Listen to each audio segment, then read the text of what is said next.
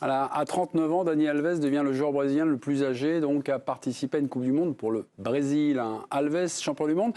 J'ai reçu un texto ce matin.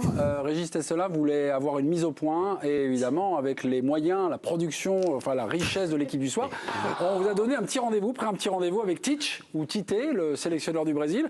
Vous allez voir Régis, vous allez être en plein pot. Puis Tite ou Tite apparaît. Attention, vous parlez juste après l'éclair. On y va. Ça arrive, vous inquiétez pas. C'est bien. Voilà, ça arrive. Bah, si ça arrive pas, vous commencez. C'est ça. Voilà, merci beaucoup. Je le tutoie, je le vois.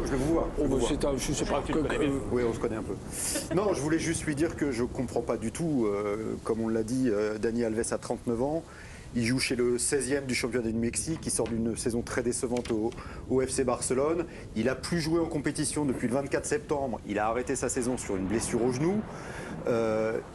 Tout le monde, tous les gens qui l'ont vu jouer au Mexique l'ont trouvé extrêmement décevant, trouvent ce choix très discutable. Et la justification du sélectionneur, c'est de nous dire oui, mais il ne va pas courir pendant 60 ou 70 mètres. Non, il est arrière droit. Bon, il joue parfois milieu de terrain dans le couloir. Il est arrière droit dans le football moderne. Un latéral court et multiplie les allers-retours. C'est un poste extrêmement exigeant sur le plan physique, peut-être le plus. Et je ne pense pas que Dani Alves soit capable d'assumer ce poste. Alors, la faiblesse de penser qu'il le prend parce que c'est un animateur, un remarquable meneur, un leader. Mais enfin, si c'est pour prendre un joueur de 39 ans pour qu'il anime les barbecues ou qu'il organise les soirées d'entre-matchs ou qu'il fasse l'arbitre des matchs de ping-pong, franchement, il avait qu'à le prendre dans son staff.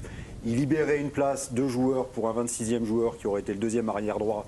La doublure de Danilo, qui aurait par exemple pu être Emerson Royal, qui est titulaire à Tottenham, qui a joué contre l'OM la semaine dernière. Et franchement, Dani Alves, non, ça n'a pas de sens, je trouve. Ok, c'était la mise au point de Régis Tessela. Tite, il ne peut pas changer sa liste après avoir écouté Régis. Tite, il peut la veille, il peut changer sa liste la veille du premier match du Brésil. Voilà, jusqu'à la veille du premier match du Brésil. On envoie une traduction en portugais et c'est fait, hein, moi. Oui, bah, il y a une vraie explication quand même du sélectionneur. Oui. C'est pas je le prends pour le prendre, merci, au revoir.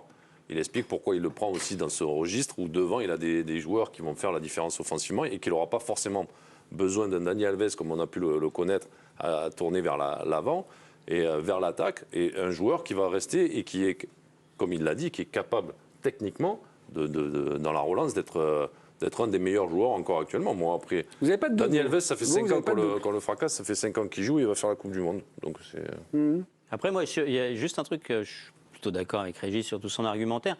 Sur sa période barcelonaise, je ne suis pas complètement d'accord parce que j'ai trouvé qu'il n'était pas, on pouvait l'imaginer à la rue, et finalement, il a fait un peu la maille quand même. Il tenait son poste. Donc, bon, il y a quelques mois encore. Mais à tel point qu'il a fini au Mexique.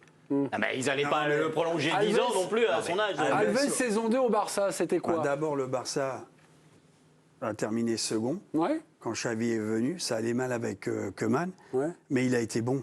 Ouais. Et moi, par contre, j'ai vu beaucoup de matchs du Brésil. Et alors? En qualification avec Alves. fin juin. Avec Alves. Il n'a pas été sélectionné en septembre, octobre, mais il a été très bon. J'ai été bluffé dans son art. Mais il jouait pratiquement pas arrière droit. Il construisait le jeu, il allait au milieu de terrain de temps en temps. Comme ce que nous a dit Tite. Il venait, il circulait. Alors, ils avaient le ballon, ils ont gagné beaucoup de matchs, les Brésiliens, dans leur phase qualificative. Ils pouvaient se permettre ça. Mais moi, après, je ne suis pas surpris parce que c'est un compétiteur, c'est un gagneur. Techniquement, il est très bon.